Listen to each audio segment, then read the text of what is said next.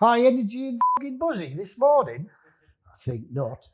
So in this video, we are going to be talking about GasGas and how they are well and truly back on the map.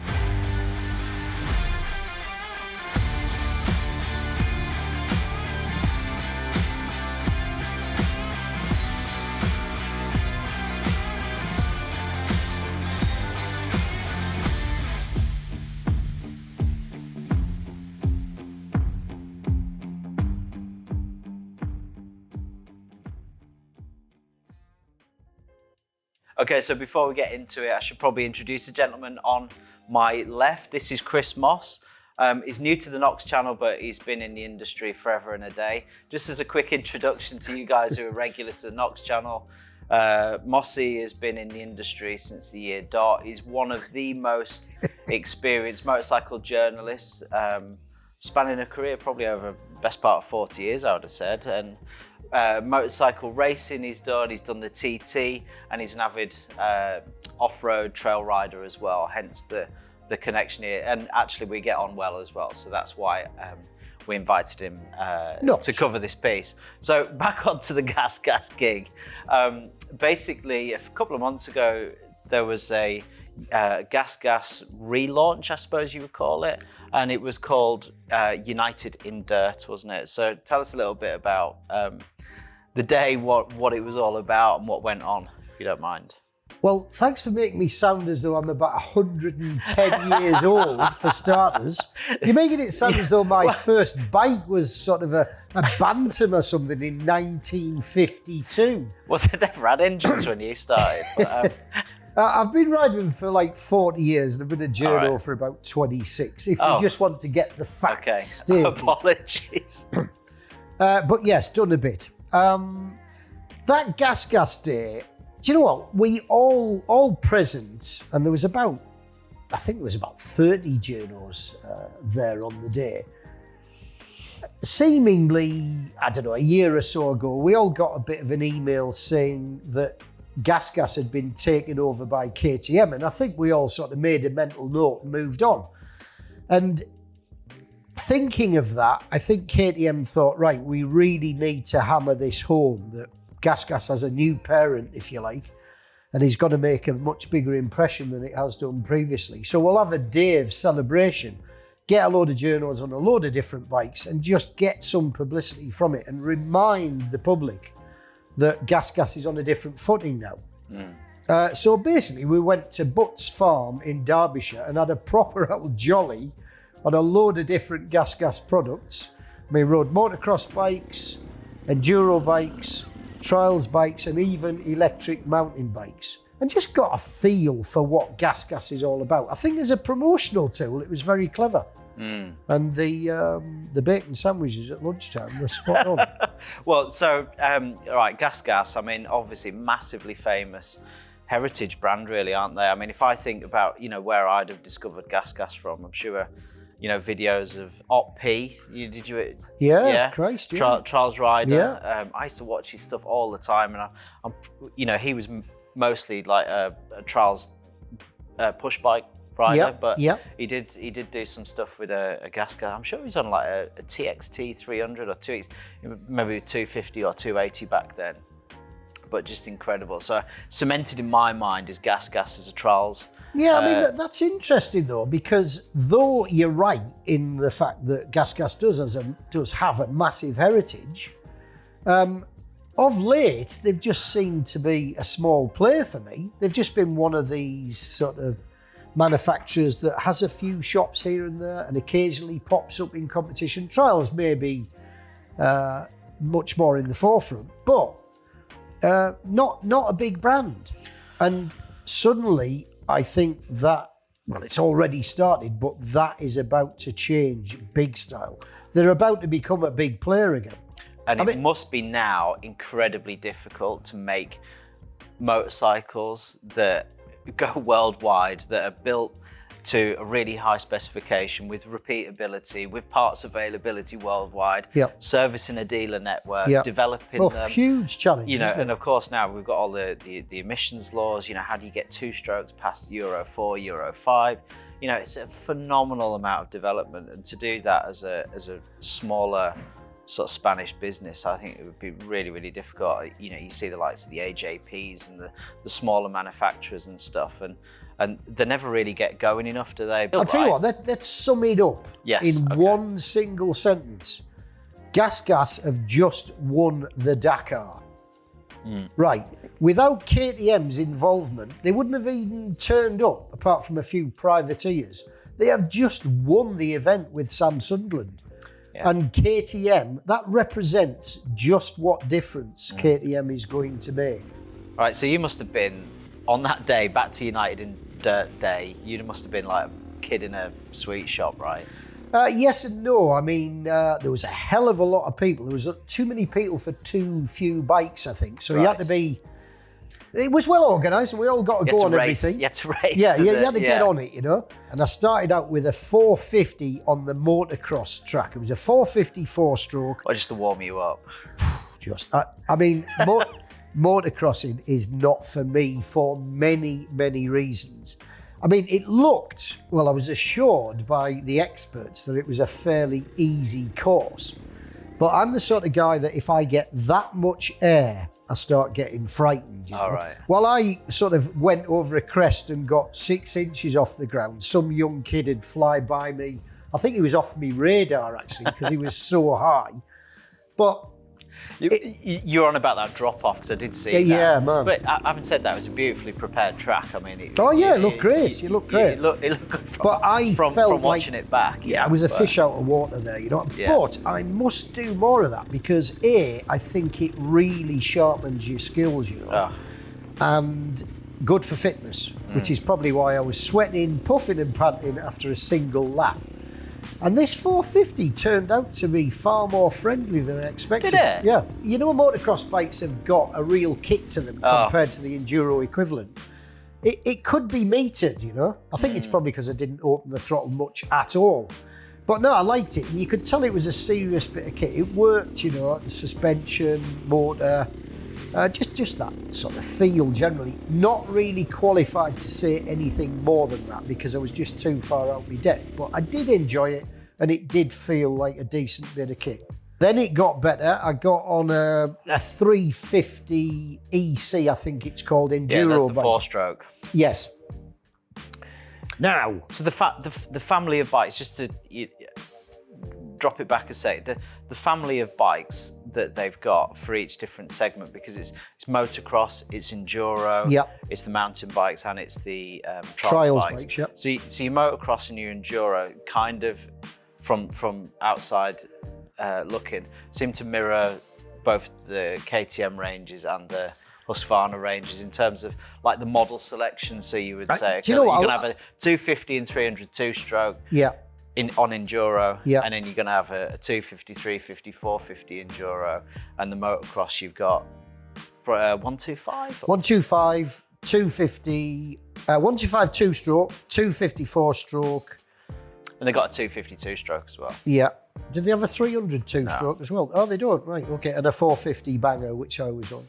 Let me be slightly flippant here and say that these really are red KTMs. Okay. In the same way that Huskies are white KTMs of a higher spec, these GasGas bikes are red KTMs of a slightly lower spec and a slightly lower price. KTMs they're coming out with a load of sort of marketing speak, but I think it's fair to say that they are entry-level motorcycles in the off-road world, you know, because they're a bit cheaper and a bit more affordable.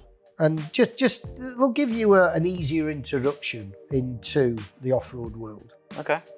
But they are good, you know. I mean, they're not sort of cheap and cheerful and cheap and nasty.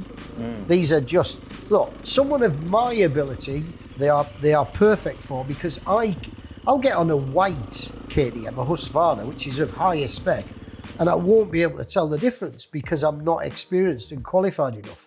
That's why these are probably what I'd go for. Okay. Because I can save, on average, about 600 quid, 500 to 600 quid, by choosing the red option.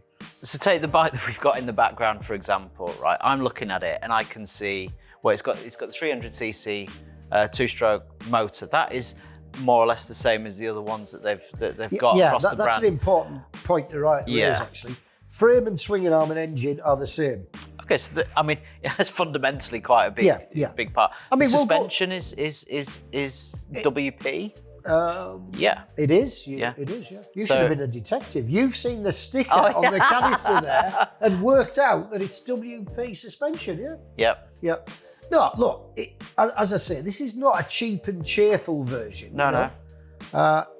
This is just something of slightly lower spec in areas that people like me won't really notice anyway. Things like the handlebars, the fork yokes, the wheel rims. Yeah. Because they're not anodized. Just details you don't get a sump guard. You don't get a sump guard and you don't get hand guards. I'm going to be quite critical of that in due course, actually, because on a bike like that, in fact, I'll be critical of it now. On a bike like that, I'd say that is not even trail riding ready yet without a sump guard and hand guards, you know. It's a bit of an unusual omission there, but they're giving you the option of saving the money and adding your spec. Well, it's a different flavour, isn't it? And to be fair, if you know, it's a different way to get into this bike, isn't it? It is to get into this bike. I mean, you know, you might buy a KTM and replace the sump guard that they've got because it doesn't cover the linkage. Yeah. You might, you know, change the flag style handguards, which, to be honest, for me, I prefer the Bark Buster style, so I'd replace them anyway. But obviously these don't come with it, so fair point. There's no waste there. I would not go trail riding on that as it is, for fear of bashing the motor and just. Oh, we did yesterday. We'll come to that in due course. Yeah, right. Okay. You know, look, we tried to modify this, didn't we? Yeah. But we were so inept, we had to give up. By the way, no linkage on KTMs. All right. That's the difference between the Husky. It's an important point you've just raised, actually. This has got a linkage. KTMs don't, and the Huskies do. Okay. So there. So you've struggled on the motocross bike. All right. Don't rub it in. What was next? Struggle on the Enduro bike.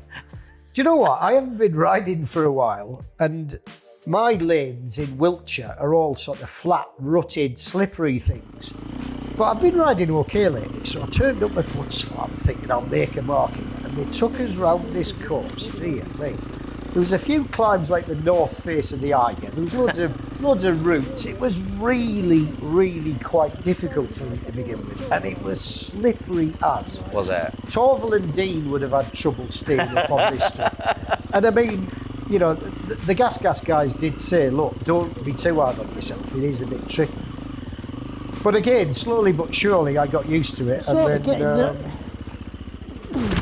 I was about to say the hang of it, and I was lying about that as well. I think I shut off. I think I ran out of talent. As you can see from the footage, just when I was getting the hang of things, I very much wasn't, and I was on my arse. But I would have liked to have spent more time. I think I started on a 254. No, I started on a 354 stroke. We'll come back to that in a minute. And then I got onto the 2-stroke, and very, very different bikes. Both had virtues, but I ended up asking for the 354 stroke again, and I rode that round Wiltshire, and I got a very good impression. Right. So after this day, you've borrowed one. Yeah, that was. I think that was the whole purpose of the day, to allow you to just sample things. And I got a taste of that bike that I very much enjoyed. So I asked to ride it, had it for a couple of weeks to give it a much better chance of assessment, you know. And that felt as good to me as the orange equivalent, you know, or the white equivalent, you know, to me, because I can't notice, the higher spec of the other bikes. But again, it just underlined that, you know, they're making proper motorbikes here. After that, and though I did enjoy that, it was a bit brief, I got onto the best part of the day, you know. I got on a trials bike, and that's what they're famous for, isn't it? Yeah. And this is not an orange version because KTM don't make trials bikes, do they? And I think it's because it's a new discipline. I've tried it in days gone by, but it's been a long time since. But, you know, for a bike that makes, I don't know, probably 30 horsepower tops, probably not even that, that you don't really exceed 30 miles an hour on at any point, it is a proper hoot. Yeah. And I really think that all these super slow skills that you hopefully, and eventually in my case, develop, I really think you can pass them on to your enduro riding and your road riding. You know, you really learn about the sort of intimate details of bike control. And it bloody hurt as well, man. My thighs were burning, just trying to stand up at a standstill for like as long as I could. That was the thing that was limiting me, the pain, you know. Well, but ultimately, I need, a motocross bike to get sharper on and get fitter on. I need an enduro bike because that's what I enjoy riding most of all, to get a chance to ride. And I definitely need a trials bike now. And I also need what I tried after that. I would want one of these electric mountain bikes. I mean, if you enjoy pedaling but you think it's a bit strenuous, get one of these things, because I think your dad's got one, hasn't he? And you'll have ridden it. As soon as you start getting the electric motor engaged, I mean, it caught me out. I went, whoa, you bugger up this hill. You know, they move, don't they? Mind you, bloody price. I think it's $3,000 plus, you know, for the top spec one. Oh no, it'd be way more than that.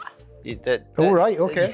Yeah. Right, okay. No, seriously, like electric mountain bikes, like, you know, that is a bottom end electric bike, $3,000. I mean, we're talking sort of 5 or 6, I'd have thought.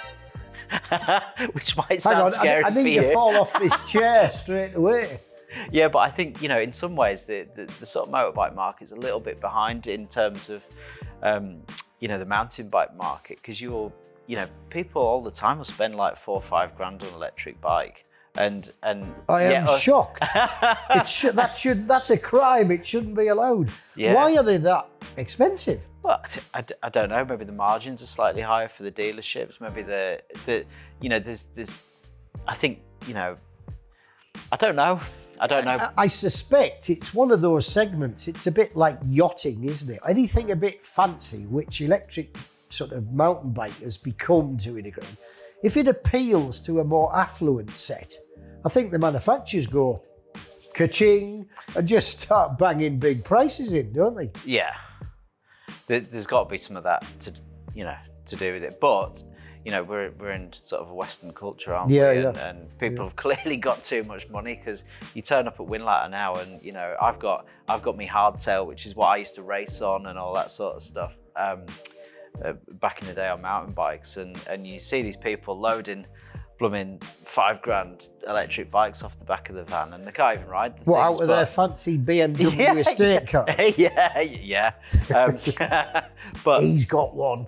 But that industry has gone bonkers in terms of the technology, and and I ride me just to say before I finish that I ride my dad's one now, and seriously, I mean, he's got a Cube electric bike, and you can just plow through to it. It feels quite similar in some ways to these enduro bikes. The suspension is so plush. No, it felt like a bit of good quality kit, this GasGas. Top quality.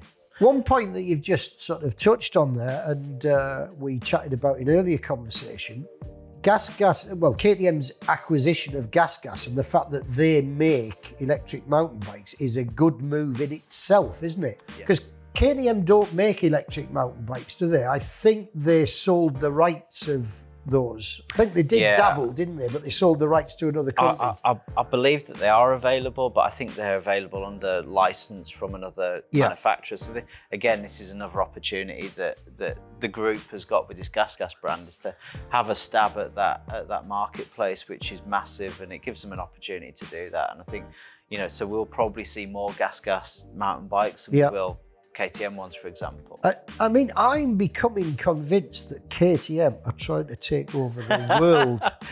The world. They just need to buy the likes of MV and Aprilia and help them get their act together, and then we'll be sorted. While they as a brand have got a huge success now in terms of the KTM brand, it still surprises me actually that when you talk to just individual people, they're still quite reserved about the KTM brand, and they'll talk about reliability and so on and so forth. And yeah, do you know what? I'm not sure I'd have one of them. I'll stick with my Yamaha. I'll stick with my Suzuki. Yeah, good point. We did a recently. I know we're coming off subject in terms of off-road bikes, but we did a versus test with the Yamaha MT-09 versus the 890 Duke R, and whatever that test was, the comments were very much biased towards the Yamaha bike, and I think a lot of that was based on people's assumptions about KTM, that they don't make good products, that perhaps they struggle on the reliability front and all that sort of stuff. Well, I have to say, every KTM bike I ride now, it blows me socks off, to be honest. Whether that's a smaller capacity 390, which is probably one of the best adventure bikes I've ever ridden in my life, as a package and where it sits in the market and stuff, to the naked bike, they are just incredible. Look, Honda makes some amazing motorcycles, but by and large, they are dull, aren't they? KTM would never produce a bike with no personality. I think that is their most endearing trait, It's not just the fact that it works well, it has a personality. Oh, it makes you feel. Yeah, mind you, sometimes they make you feel like a bit of a monster and you end up riding them way too fast. But I was thinking this the other day, I've ridden quite a few of them over the years, and I don't think I've ever ridden an orange bike that hasn't made me feel good. Oh yeah, yeah. And that's an important aspect to a bike, isn't it? Well, that is the mentality, isn't it? It's that ready to race. I know we're talking about KTM, but but it's relevant, isn't it? KTM are now going to pass on all of that to the GasGas in the DNA. Yeah, and that. I mean, first thing we said when we rode this 300cc yesterday, I jumped on it for the first time. I went, whoa, that. I think you said something stronger than that, mate. Yeah. Gets to you instantly, and I mean instantly. As soon as you're on the throttle, that's it, isn't it? What a bike! Yeah, what a bike! Absolutely unreal, and snappy. It's got character. I don't know if it's got a little bit too much character. Actually, for me, this 300, I might need to tone it down a little bit, for me. But it is. It was an incredible bike, and it had that soul. It had that. They've developed the suspension, straight away jumping off the WR250F, it wasn't hard, it wasn't skipping about. This is a properly developed bike for hard enduro, and the suspension is set up correctly. Everything, but it's because of KTM, isn't it? Yeah. Right, so Mossy, we've had quite a chat about GasGas.